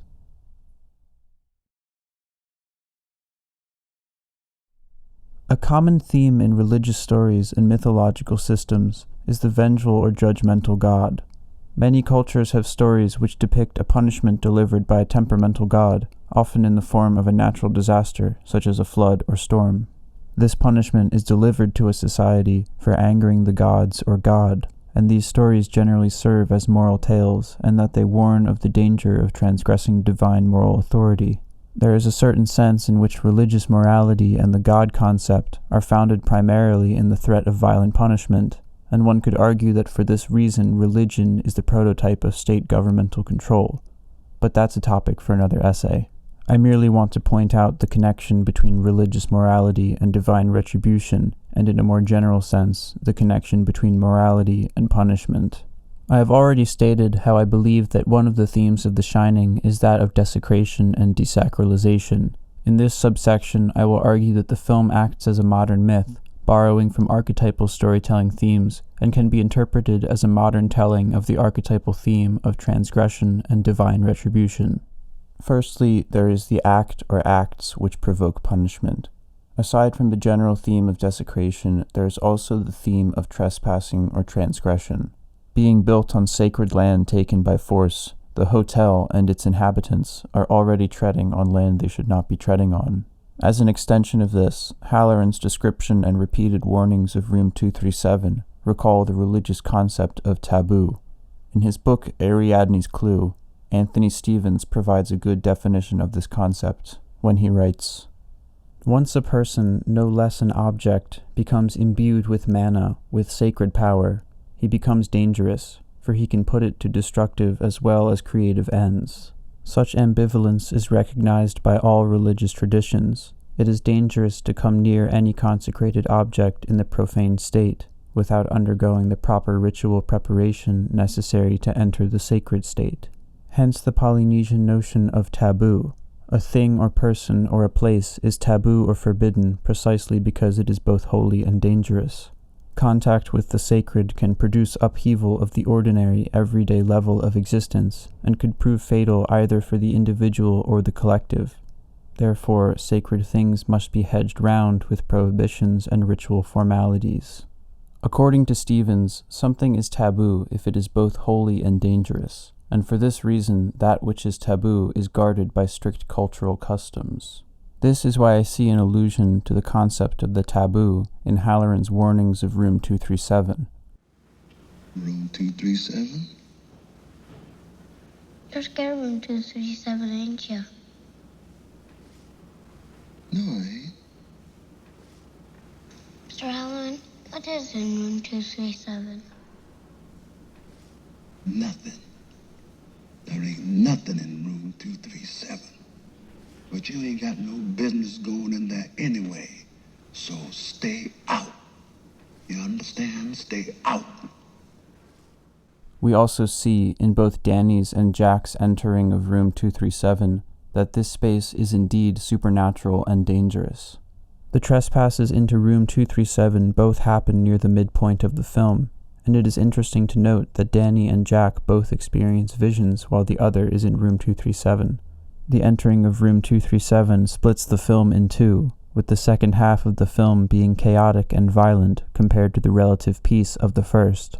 Like the opening of Pandora's box or the eating of the forbidden fruit, the prospect of exploring room 237 is a temptation too great to resist, but this breaking of taboo is not without consequence, for the opening and entering of room 237 unleashes the hotel's evil. It is only after Danny enters room 237 that Jack first encounters Lloyd, and only after Jack himself enters the room does he first encounter Grady. Another detail which supports the interpretation of a divine retribution story is in the opening credits. The music which plays during the opening is Wendy Carlos's rendition of a medieval choral hymn called Dies Irae, which translates to Day of Wrath after the biblical story of the Last Judgment, and contains such lines as, Day of wrath, O day of mourning, see fulfilled the prophets' warning, heaven and earth in ashes burning. The Last Judgment is the second coming of Jesus, also known as Judgment Day. It is synonymous with the apocalypse. The use of Dies Irae at the very beginning of the film clues the viewer to the idea that this film has a religious divine retribution theme. Also worth noting is the use of flying overhead shots during the opening credits, which many critics have interpreted as pointing towards an omniscient or looming presence watching over the Torrances, much like how the mountain looms over the hotel or how Jack stands over the hedge maze. This leads me to another possible interpretation of transgression, Jack's lust for power. In the film, we see Jack commit several sins, including sloth, lust, and wrath, but it is perhaps Jack's yearning for power, to be accepted among all the best people, that attracts the wrath of God. For in his quest for power, and in any story of one who longs for power in general, there is always a metaphor of the individual wishing to become god of their domain. Jack strives for money and power, but he is a failure as a writer, and for this reason he is insecure and petty, seen in the ways he acts towards Wendy. For example, he treats Wendy as a servant, not even saying thank you when she brings him breakfast. He claims the immense Colorado Lounge as his own workplace, banishing Wendy from it as if the Overlook is his kingdom. There are actually several other references which support this interpretation. Wendy asks Ullman if any royalty had stayed there. There is a poster in the games room bearing the word monarch, and my favorite of all, there is a dissolve cut that makes it look as if Jack is wearing a crown, seated upon the throne of the Colorado Lounge. This is all part of a larger theme of imperialism and conquest, along with Jack's comment about bombing the universe, White Man's Burden, a reference to the Rudyard Kipling poem, Danny's quips of keeping America clean, or the many references to genocide as I mentioned earlier.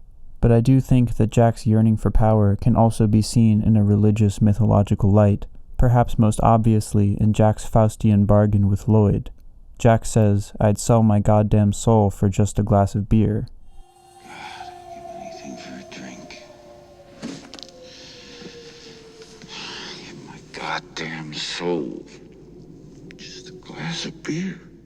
This is a reference to the story of Faust, in which a man makes a pact with the devil and sells his soul for unlimited knowledge and worldly pleasures. This is a very common literary theme and has been interpreted in many ways. I believe that in The Shining, one can interpret its use as yet another act of transgression which brings about the wrath of God, hence Jack describing his own soul as God-damned. Give my goddamn soul. Just a glass of beer. Say, Lloyd, it seems I'm temporarily light. How's my credit in this joint, anyway? Your credit's fine, Mr. Torrance. No charge to you, Mr. Torrance. No charge? Your money's no good here. Orders from the house. Orders from the house. Drink up, Mr. Torrance. Does it matter to you at all that the owners have placed their complete confidence and trust in me and that I have signed a letter of agreement, a contract, in which I have accepted that responsibility? Has it ever never occurred to you what would happen to my future if I were to fail to live up to my responsibilities? Has it ever occurred to you? Has it? Finally, I must talk about how the wrath of God is actually portrayed in the film, and if you haven't guessed already, I will argue that it manifests in the storm. Already I have mentioned how many myths portray natural weather events as the actions of a temperamental god, and I believe The Shining operates on the same psychological principle. The storm in The Shining is portrayed as omnipresent, as it literally surrounds the Overlook and buries it in snow, while also being talked about on the radio throughout the film. News of the storm even reaches as far away as Miami, where Halloran is staying as the storm begins. Ullman describes the winter weather as fantastically cruel, which suggests that, for one, the weather surrounding the Overlook is particularly harsh, and also, as I mentioned before, suggests that the weather has its own autonomous and malevolent force. The man at the weather service remarks that the storm is the worst they've had in years, suggesting that the Torrance's visit has instigated an extraordinary response in the weather. To add all of these details up, I believe there is a strong theme of divine retribution or wrath of God in The Shining, brought on by factors such as desecration of the sacred and transgressing of taboo, and culminating in the fantastically cruel storm, which ultimately brings Jack Torrance to his demise.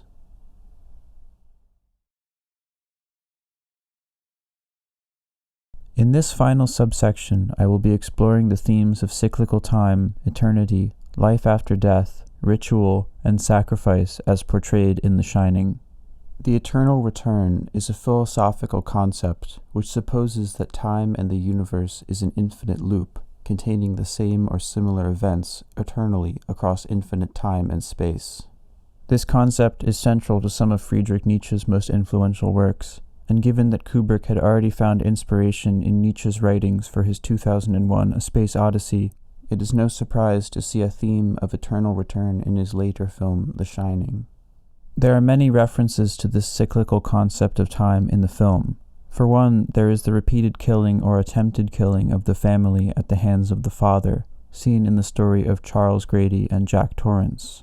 In addition, the two Gradys, Charles and Delbert, and the two Jacks, one in 1980 and one in 1921, evoke ideas of a predetermined fate, an archetype of action repeated throughout history, or perhaps even notions of spiritual reincarnation, wherein Charles Grady is a reincarnation of his English-accented ancestor, Delbert Grady, and 1980 Jack Torrance is a reincarnation of his jazz-age forebear. Even Ullman makes reference to the former hotel manager as his predecessor. Also worth noting is that there is a subtle hint that one of Grady's daughters could shine, when Grady tells Jack that his daughter tried to burn the hotel down. My girls, sir, they didn't care for the Overlook at first. One of them actually stole a pack of matches and tried to burn it down. Like Grady's daughter before him, Danny can also foresee danger and evil in the Overlook. In each case, someone is repeating the same actions of those who came before. There are other examples of repetition in The Shining. As mentioned in another essay, Kubrick uses repeated camera angles and shots to evoke uncanny doubling effects.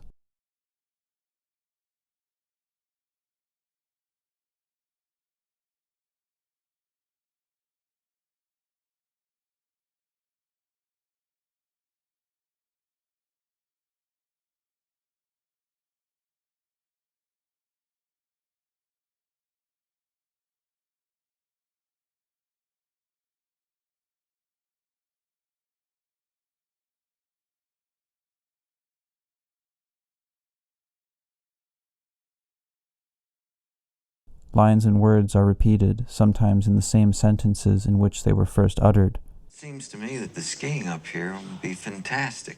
The winters can be fantastically cruel. The loser has to keep America clean. How's that? Loser has to keep America clean? Oh, no. Keep America clean. White man's burden, Lloyd, my man. White man's burden. Words of wisdom, Lloyd. Words of wisdom. Grady, sir. Delbert Grady. Grady? Yes, sir. Delbert Grady. That's right, sir. Mr. Grady. Mr. Grady. Weren't you once the caretaker here? Why, no, sir. I don't believe so. Married man, are you, Mr. Grady? Yes, sir. It's Mr. Grady. You were the caretaker here. Mr. Grady, you were the caretaker here. But you are the caretaker. You've always been the caretaker. I should know, sir.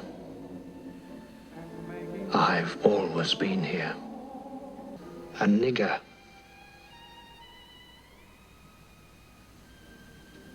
A nigger? A nigger cook.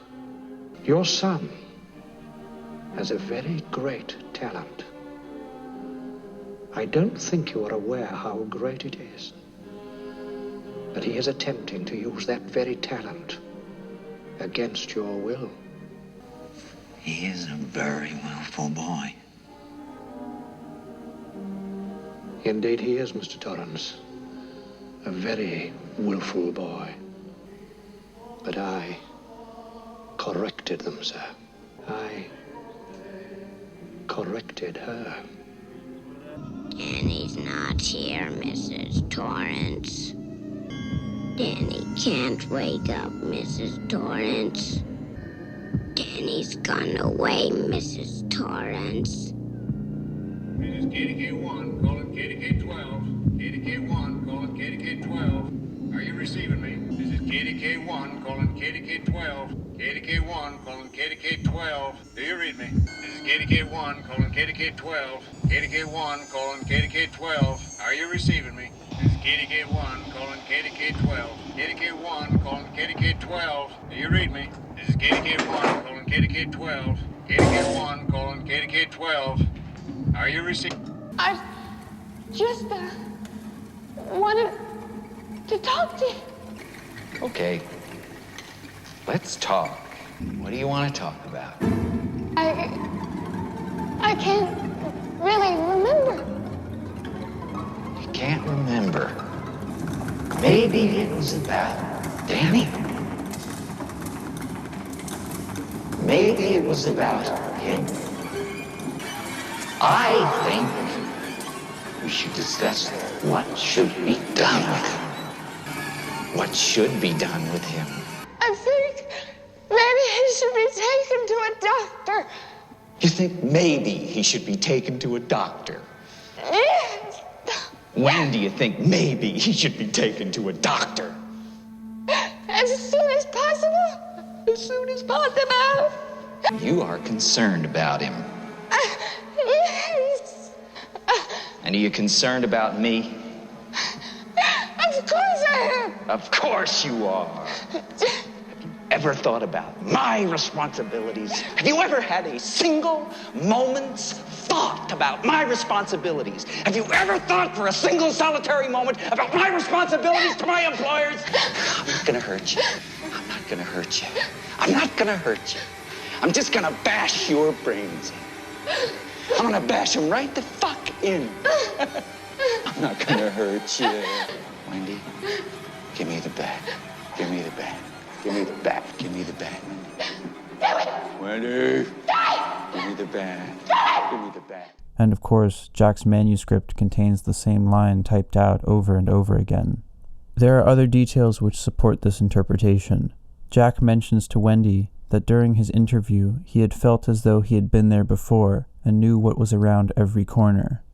When I came up here for my interview, it was as though I'd been here before. I mean, we all have moments of deja vu, but this was ridiculous. It was almost as though I knew what was going to be around every corner. Something similar is said by Halloran in his talk with Danny, when he mentions that people who can see into the future can also see things that happened a long time ago. Maybe things that happen leave other kind of traces behind. Not things that anyone can notice, but things that people who shine can see. Just like they can see things that haven't happened yet. Well, Sometimes they can see things that happened a long time ago. In both cases, knowledge of the past and knowledge of the future are associated. If we look at it in light of the concept of the eternal return, one could argue that past and future are indistinguishable, given the cyclical nature of time according to that theory. This is perhaps the largest overarching theme of the film, not just that history repeats itself, but more precisely that those who do not learn from history, or those who choose to ignore it, are doomed to repeat it. Barry Lyndon, The Shining, and Eyes Wide Shut all tell a similar story, wherein a man of low social status attempts to enter into a secret society and is subsequently humiliated, disfigured, or worse, with each film taking place in a different time period, the 18th century, the 1980s, and the end of the millennium, respectively. In the famous jump cut in 2001, of which many interpretations have been proposed, we see how, even though humans have advanced to the point where they begin exploring space, they are still driven by a primal animalistic territorialism, and that the aggressive and violent tendencies which allowed them to survive and evolve up to this point are still within them, the human error manifesting from the collective unconscious in Hal's programming. The same is true of Kubrick's war films, a genre which fascinated Kubrick for the very fact that war is the most often repeated activity in history despite its consequences, showing how little has changed despite millennia of progress. This theme of history repeating itself is not expressed more powerfully in any other Kubrick film than The Shining, in which the past literally repeats itself, as we see Jack enter the Gold Room during a ball that evokes 1920s America, as well as the many visions of people who lived long ago and visions of actions and events returning from the past. One could argue, as many have done already, that another major theme throughout Kubrick's cinema is the plight of the individual against larger forces outside of his control, as seen in his many characters who follow a doomed path, who are helpless products of their historical context. However, there are exceptions to this, as there are also characters who are able to avoid the constraints of their historical context and the destiny that the universe or God seemingly placed before them by recognizing their position in history and transcending it. One of these characters is, of course, Danny. The name Danny may be an allusion to the biblical figure of Daniel, who was the only person who could interpret King Nebuchadnezzar's dreams. Daniel is able to decipher the meaning of one of Nebuchadnezzar's dreams after receiving a vision from God, and for this reason he is considered by many a prophet. In one biblical story, Belshazzar's Feast, Prince Belshazzar holds a feast, during which he and his nobles drink from vessels looted during the destruction of the first temple of Jerusalem. This is a clear act of profaning the sacred, and in response a hand mysteriously appears and writes a message on the wall, which only Daniel is able to read and understand. Daniel informs Belshazzar that he has blasphemed God, just as Belshazzar's father, Nebuchadnezzar, had done, and for this reason his days are numbered.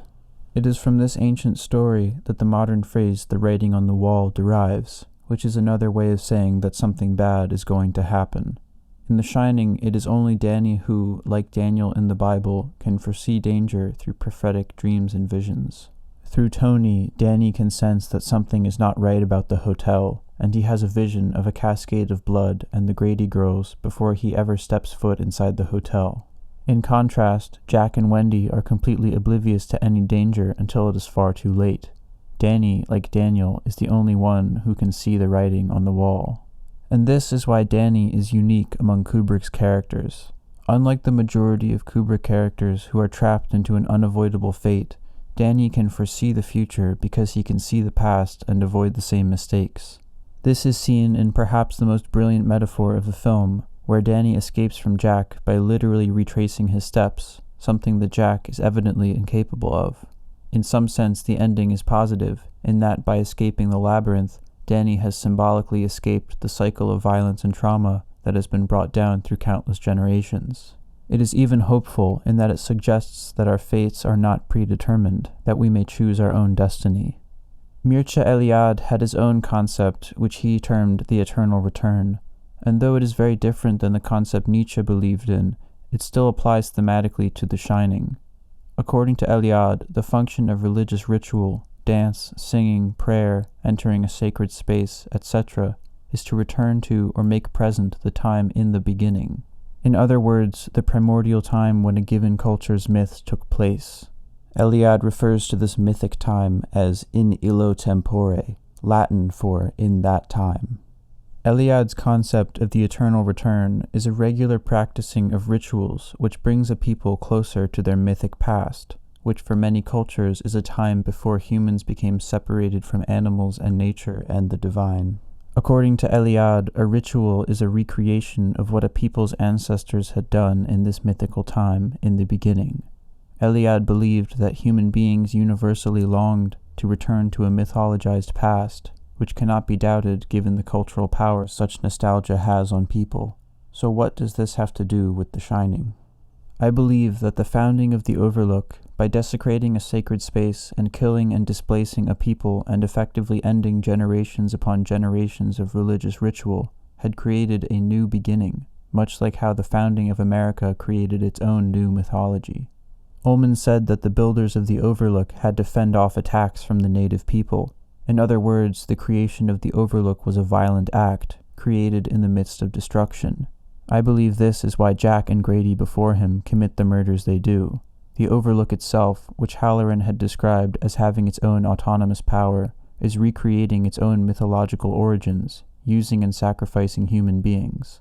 The ritual killing or sacrifice is a recreation or return to the time in the beginning.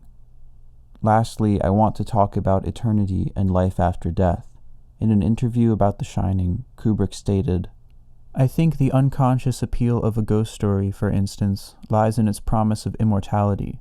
If you can be frightened by a ghost story, then you must accept the possibility that supernatural beings exist. If they do, then there is more than just oblivion waiting beyond the grave." This quote applies equally well to religious belief, as one of the purposes of religion is to provide an explanation of death and existence itself, as seen in the earliest evidence of religious thinking, graves in which possessions were buried with the dead to be of use in the afterlife. Folk tales and myths, more specifically those that deal with the supernatural, fulfill the same or similar function as religion in that they help to explain existence and the mystery of death. Kubrick was fascinated by the power which stories affected on human beings, and in his films he explored deeply philosophical themes more commonly found in literature, such as identity, purpose, morality, beauty, and love, among others. But one theme present in every single film Kubrick made is death. More specifically, I want to explore the ways in which Kubrick portrayed death and the theme of life after death. In particular, the concept of eternity is present in many of Kubrick's films. The word forever appears in several films. And that was to do myself in, to snuff it, to blast off forever out of this wicked, cruel world.